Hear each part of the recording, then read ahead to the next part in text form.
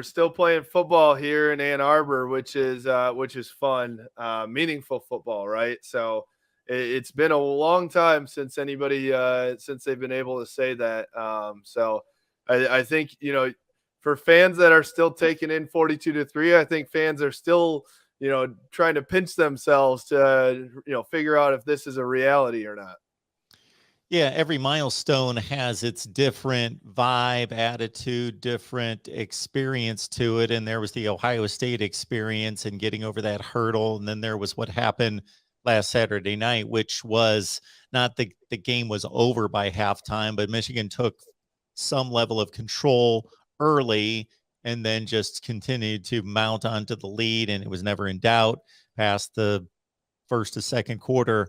So your thoughts in regards to the dominant performance?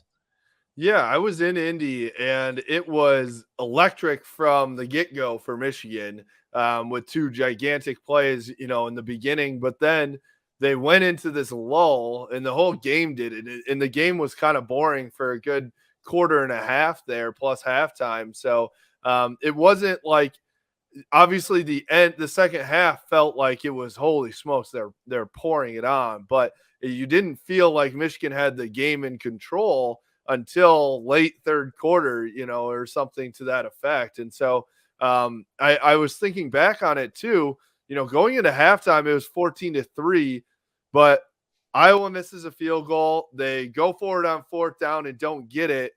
That's potentially 10 points. It could have been a 14-13 game at halftime.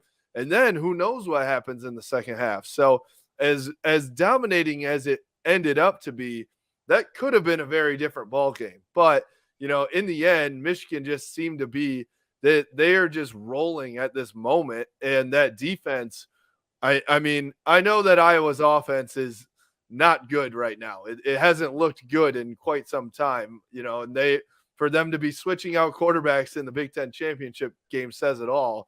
But still, for that defense to really hold them to just about nothing was pretty impressive.